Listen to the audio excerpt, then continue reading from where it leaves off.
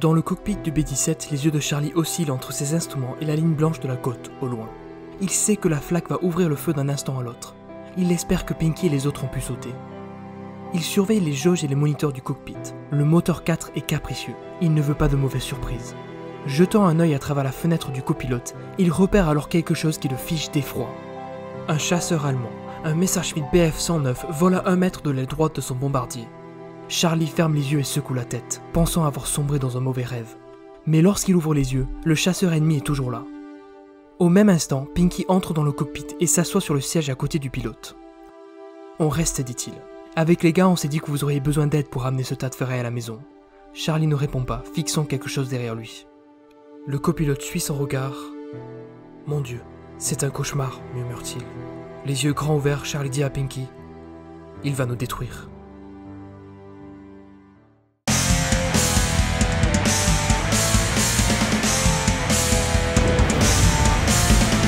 Mes amis, bien le bonjour dans ce nouvel épisode de Métal Curieux. Et oui, vous avez bien vu le titre de la vidéo, on va encore parler de Sabaton. Et plus précisément, de ma chanson préférée du groupe, et probablement dans mon top 10 des meilleures chansons de métal de tous les temps, classement certifié 100% objectivement personnel. Mais avant ça, je voudrais vous poser une question. Comment raconter l'histoire? Pour Sabaton, cela consiste à raconter la guerre. On l'a déjà vu, la plupart des chansons des Suédois traitent de conflits guerriers, voire militaires, en mettant un point d'honneur à prendre tous les points de vue possibles. De fait, une oreille peu avertie qui écouterait le refrain de Ghost Division pourrait penser à de la propagande nazie.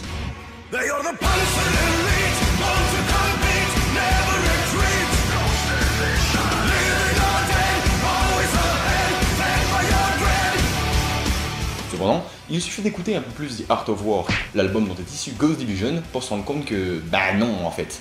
Par exemple, 42-1, la troisième chanson de l'album, raconte et célèbre la défense polonaise lors de l'invasion allemande de 1939, plus précisément pendant la bataille de Wisna.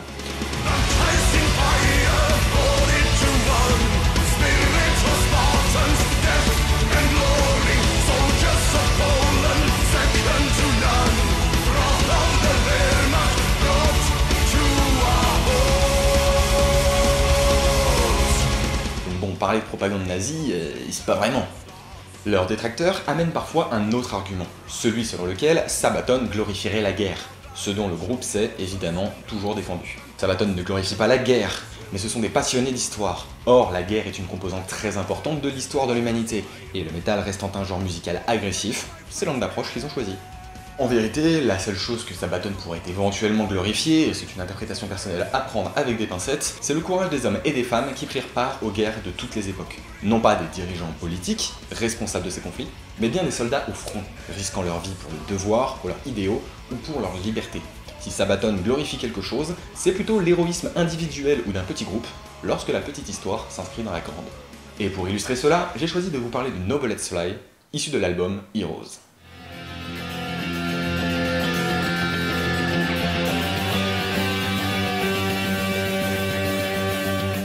Le 7 décembre 1941, la base américaine de Pearl Harbor est attaquée par surprise par les Japonais. Le lendemain, le président Franklin Roosevelt fait un discours devant le Congrès. Les États-Unis déclarent la guerre contre le Japon. Le 11 décembre, l'Allemagne et l'Italie, alliés du Japon, déclarent à leur tour la guerre contre les États-Unis. Si les Américains soutenaient déjà le Royaume-Uni et l'URSS avec des moyens matériels, notamment grâce à la loi Preble de mars 1941 facilitant l'échange de matériel militaire, ces événements déclenchent une intervention militaire majeure des Américains contre les forces de l'Axe. Les États-Unis s'engagent donc dans un combat sur deux fronts, dans le Pacifique contre le Japon et en Europe occidentale et en Afrique contre l'Allemagne et l'Italie. Conscient des priorités, Roosevelt se concentre sur l'Europe. C'est ainsi que le 19 janvier 1942 est créé le 8e Bomber Command, renommé 8e Air Force le 22 février. En tant que force aérienne stratégique, sa tâche principale consiste à effectuer des missions de bombardement sur des cibles stratégiques en Allemagne nazie et dans les pays occupés ou alliés. Pour lui faciliter le travail et élargir son cercle d'action, des bases d'opérations sont installées en Angleterre. À la fin de l'année 1943, un ancien garçon de ferme de Virginie occidentale arrive à la base du 379e Bomb Group de la 8e Air Force à Kimbolton. Il s'agit du second lieutenant Charlie Brown.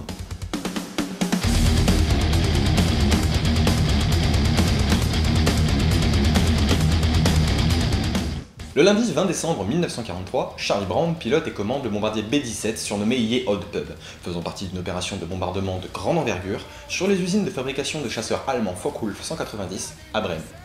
À 7h30 du matin, le Ye-Old-Pub décolle avec près de 475 autres bombardiers en direction de l'Allemagne. Aux alentours de 11h30, ils arrivent à une cinquantaine de kilomètres de Brême lorsque la flaque allemande les repère. Au sol, 250 canons anti-aériens ouvrent le feu, faisant éclore de nombreux champignons de fumée au sein des escadrons américains. Soudain, 4 détonations secouent le pub. Andy le bombardier hurle, ils sont touchés. Les explosions ont arraché une partie du nez en plexiglas de l'appareil et le moteur 2 est détruit. Pinky, le copilote, remarque alors qu'un obus avait également transpercé une aile, mais n'a heureusement pas explosé. Le moteur 4, que des soucis techniques rendaient déjà capricieux, commence à rugir. Et pour éviter qu'il n'arrache l'aile, Charlie Brown se voit contraint de réduire sa puissance. À travers les tirs ennemis, le Ye-Old-Pub parvient finalement à lâcher sa cargaison mortelle. Les 12 bombes de l'appareil chutent vers Brême. Son objectif accompli, Charlie Brown opère un demi-tour pour rentrer au bercail. Malheureusement, à cause des dommages subis par les moteurs, le pub perd de la vitesse et de l'altitude et se retrouve rapidement distancé par son escadron. L'appareil devient alors une proie facile, des avions ennemis le prennent en chasse.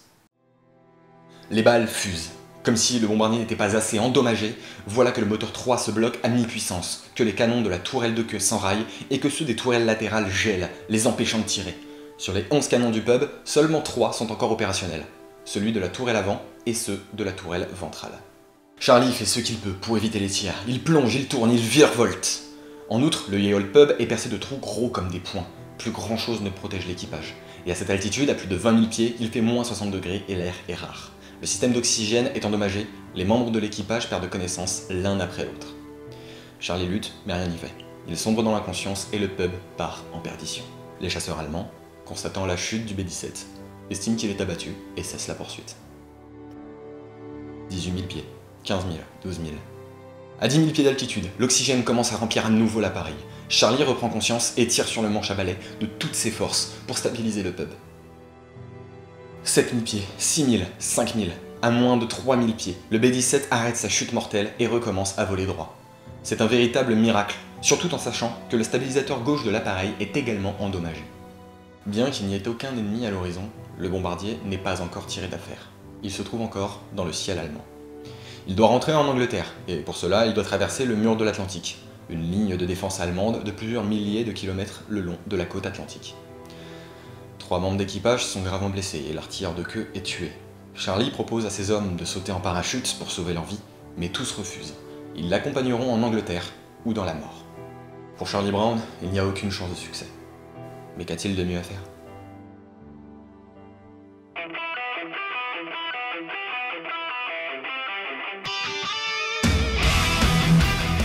Au même moment, sur l'aérodrome de Gevers, le lieutenant Franz Stigler pose son Messerschmitt Bf-109 pour le réapprovisionner en carburant et en munitions avant de repartir au combat.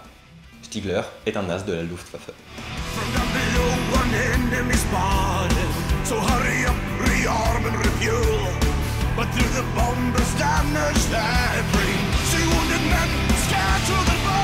Le pilote allemand entend le Ye-Old-Pub avant de le voir. Son chasseur réapprovisionné, il décolle avec pour objectif de détruire l'avion américain. Avec 27 victoires aériennes, il ne lui reste à abattre qu'un seul bombardier pour obtenir la croix de chevalier de la Croix de Fer. Il se place derrière le bombardier, le place dans son viseur, les doigts sur la gâchette. Mais quelque chose retient son geste. Les canons de l'artilleur de queue, qui aurait dû le repérer et tirer dans sa direction, pointent vers le sol. Franz constate alors l'étendue des dégâts. Ébahi, il se demande comment ce tas de ferraille parvient encore à voler. Il place son Bf-109 à 1 mètre de l'aile droite du Ye-Old-Pub et son regard rencontre celui de Charlie Brown.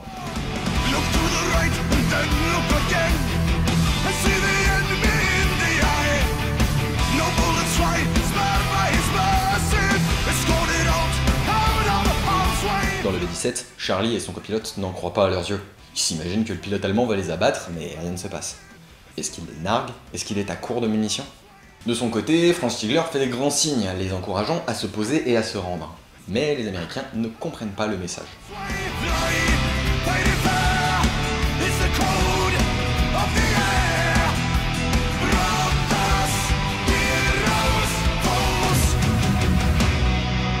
En vérité, à cet instant, Franz Stigler avait choisi de ne pas les abattre. Il s'était engagé pour venger la mort de son frère, mais lors de ses missions, en Afrique et en Sicile, il avait appris un code. Il devait se battre sans peur, mais avec modération. Il devait célébrer des victoires et non la mort.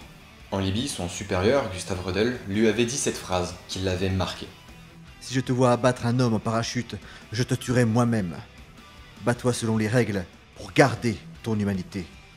Il est possible que pour Franz Stigler, à cet instant, le B-17 n'est pas plus dangereux qu'un homme en parachute, et tant pis si cela lui coûte une médaille.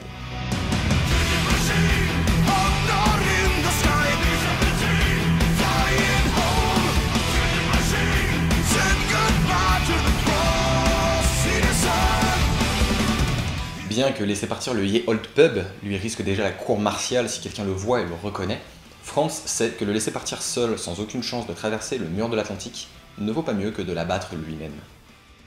Alors, Franz Stigler décide d'accompagner le B-17 jusqu'en Angleterre, protégeant le bombardier de la flotte allemande par sa présence.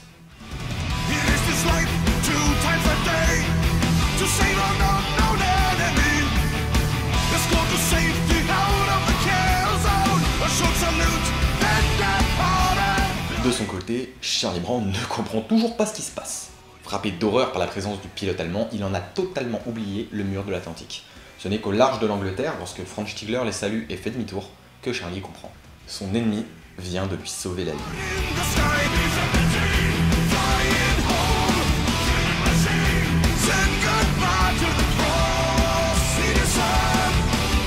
Franz Stigler ne parle de ceci à personne. Il sait que ce qu'il a fait correspond à un acte de trahison et lui vaut la peine de mort. Cependant, l'événement le change à jamais. Il continue la guerre, mais ne fait plus valoir ses victoires. Il restera à 27 victoires officielles enregistrées et n'obtiendra jamais la croix de chevalier, car pour lui, cela n'a plus de sens. De son côté, une fois posé sur le sol anglais, Charlie Brown fait son rapport. On lui ordonne alors de ne parler de cet événement à personne. Personne ne doit savoir qu'un équipage américain doit sa vie à un pilote allemand. Bien que dépité, car cela signifie que ces hommes ne recevront pas les médailles qu'ils méritent, Charlie Brown obéit à cet ordre. 40 ans plus tard, lors d'une réunion de vétérans, Charlie Brown raconte cet événement à ses amis. L'un d'eux lui demande ce qu'il est advenu de ce pilote allemand, mais Brown l'ignore. Il fait ses recherches et passe même une annonce dans un journal de vétérans allemands, le Jägerblatt. Puis, un jour, un homme l'appelle, c'est Franz Stigler. Lui aussi a survécu à la guerre. Et pendant toutes ces années, il s'était demandé ce qu'il était advenu de l'équipage du B-17. Est-ce que l'avoir épargné ce jour-là en avait valu la peine?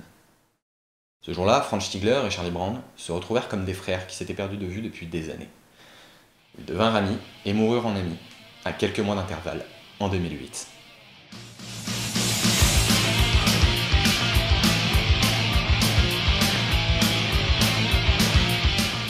Elle est extraordinaire cette histoire, n'est-ce pas? Vous n'imaginez pas ma déception lorsque j'ai appris qu'elle provenait d'un roman. Lorsque j'ai appris que No Bullets Fly était inspiré de ce que l'on appelait l'incident de Franz Stigler et Charlie Brown, j'ai tout de suite voulu en faire un épisode pour vous partager ça. Alors évidemment, j'ai fait mes recherches. Le problème, c'est qu'absolument tous les articles que j'ai pu trouver utilisent la même source, The Higher Call, un roman de l'américain Adam Makos, publié en 2012. Le même roman sur lequel Sabaton s'est basé pour écrire No Bullets Fly. Dès lors se posent inévitablement certaines questions. Comment trier la part de vérité de ce qui a été exagéré dans cette histoire? Comment savoir si les événements se sont réellement passés tels que racontés?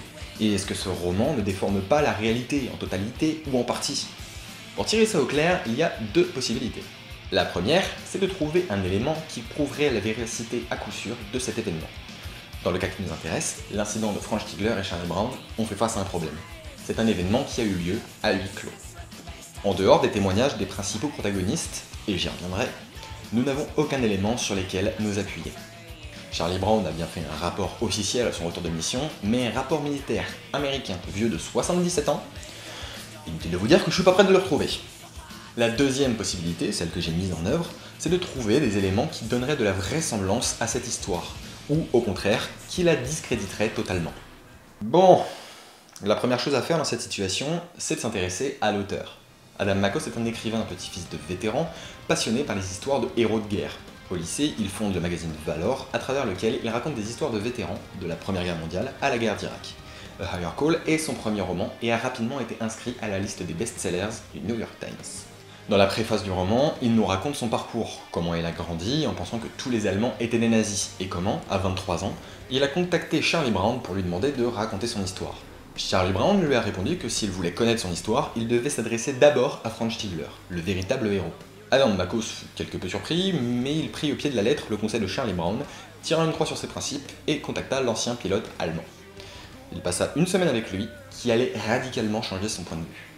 Pendant 4 ans, Adam Makos échangea régulièrement avec Charlie Brown et Franz Stigler. Il fit des recherches, échangea avec plusieurs vétérans de la Seconde Guerre mondiale. Il fut assisté par les archivistes des archives fédérales allemandes, des archives nationales anglaises et de l'agence des recherches historiques de l'US Air Force. Son roman, A Higher Call, est le fruit de ses années de travail, et comme il le dit lui-même, l'héritage laissé par Charlie Brown et Franz Stigler. Donc a priori, Adam Makos a fait un travail d'historien suffisamment propre pour être sérieux. En outre, vu qu'il présente son roman comme l'héritage de 2 vétérans, personnellement je n'imagine pas déformer volontairement l'histoire. Mais comme il s'agit d'une préface rédigée par l'auteur lui-même, il faut bien reconnaître que c'est peu suffisant. Cependant, Adam Makos fournit une bibliographie de plus de 2 pages à la fin de A Higher Call, et précise également que seul le carnet de vol de Charlie Brown a survécu à la guerre. En outre, il informe que ses sources primaires incluent des interviews, des courriers et des journaux personnels de vétérans. Ses sources secondaires, quant à elles, sont des publications, des livres, des musées, etc.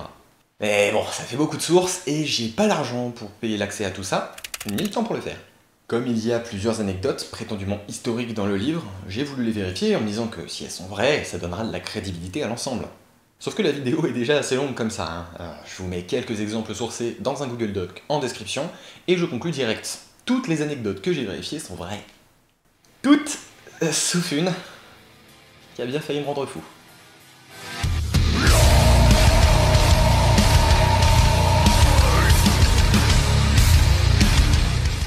Pour comprendre le problème, notez bien qu'il s'agit d'une anecdote au sein du roman, dans le sens où cette information est lancée comme ça et ne fait pas avancer le récit.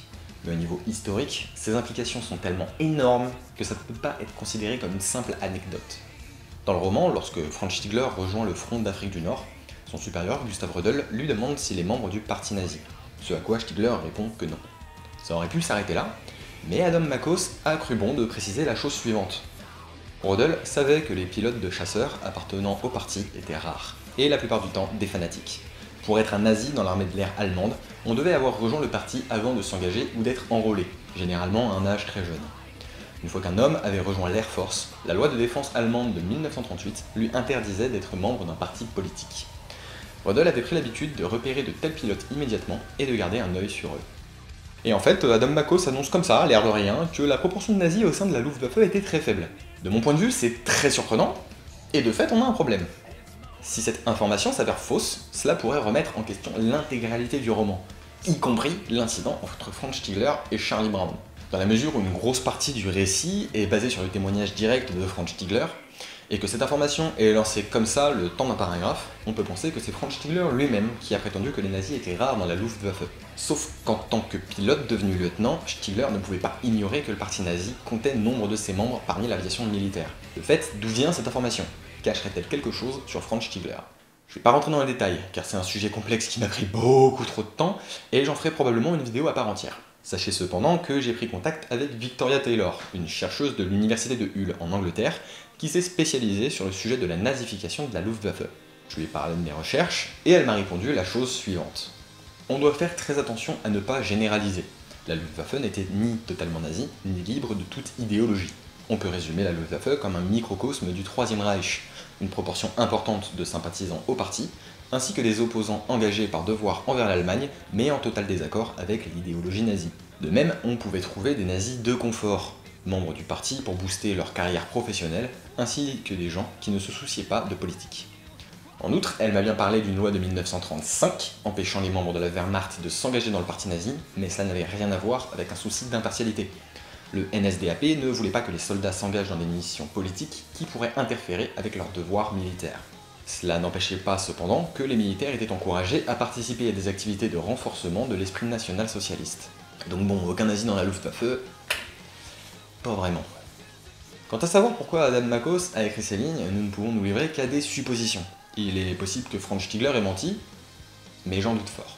Pour rappel, le roman a été publié 4 ans après la mort de Stigler. Ce paragraphe a très bien pu être ajouté par l'écrivain pendant cette période.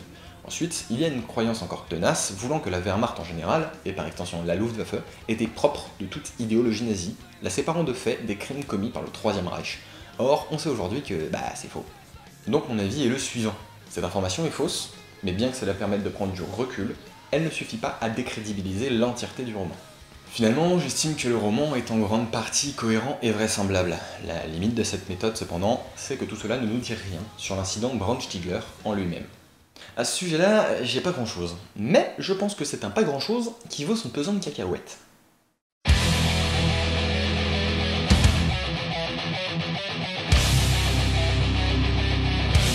Premièrement, j'ai trouvé la fiche de Charlie Brown sur le site de l'American Air Museum. Sur la fiche est mentionnée la phrase suivante: l'avion était si endommagé que le pilote allemand Franz Stiegler se sentit navré pour l'équipage et resta avec eux pour les accompagner vers l'Angleterre. Deuxièmement, le roman mentionne une peinture intéressante que j'ai pu retrouver. Cette peinture, intitulée The Ultimate Honor, représente la scène où le Messerschmitt Bf 109 de Franz Stiegler vole en formation avec le B-17 de Charlie Brown. Elle a été peinte à la fin des années 80 par Robert Harper, le lieutenant qui a consigné par écrit le rapport de Charlie Brown après la mission du 20 décembre 1943. Et enfin, j'ai retrouvé un enregistrement d'une interview plutôt touchante de Franz Stiegler et Charlie Brown, datant vraisemblablement des années 90, sur la chaîne YouTube de Wayne Friedman, un homme ayant travaillé pour la chaîne américaine CBS et à l'origine du reportage en question. Dans cette interview, les deux hommes racontent l'incident avec des détails qui sont tous présents dans le roman. Cet épisode a été relu entre autres par Rob de la chaîne YouTube L'Histoire avec une grande H, et qui me rappelait à juste titre que des témoignages sont toujours à prendre avec des pincettes, surtout lorsque les événements racontés datent de plus de 40 ans plus tôt.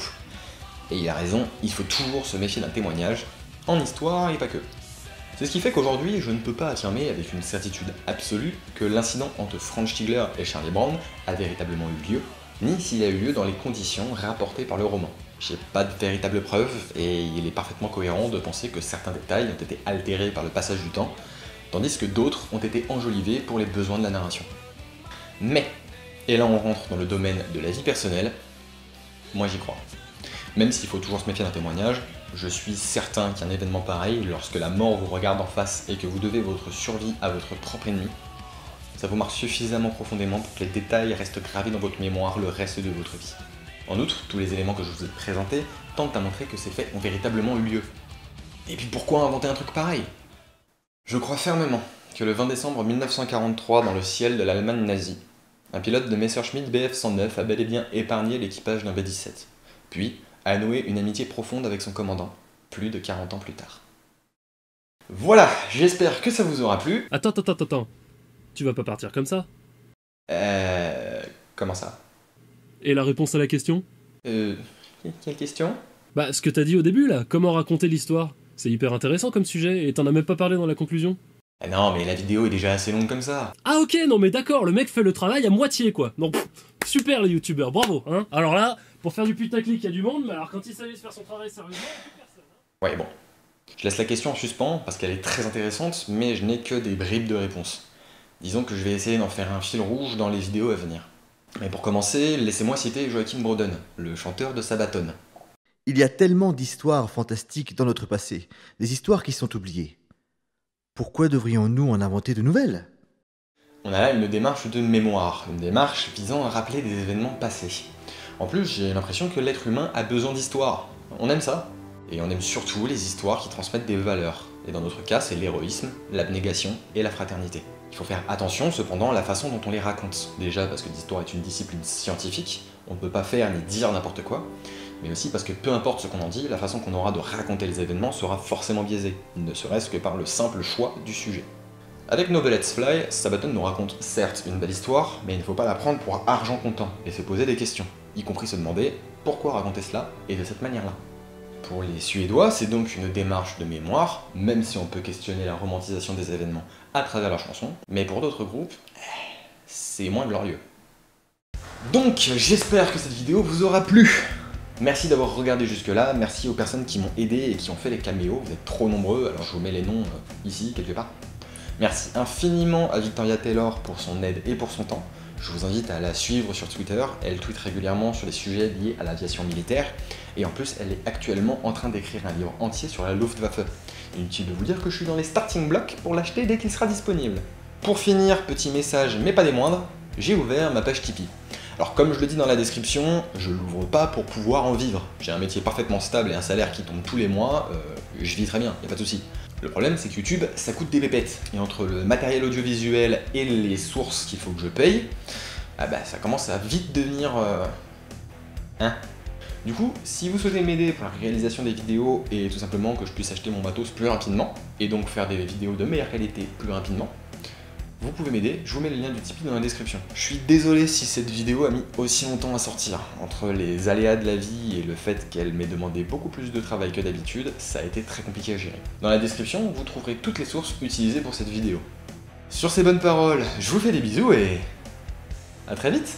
Dixit le mec qui a pas sorti de vidéo en 10 mois.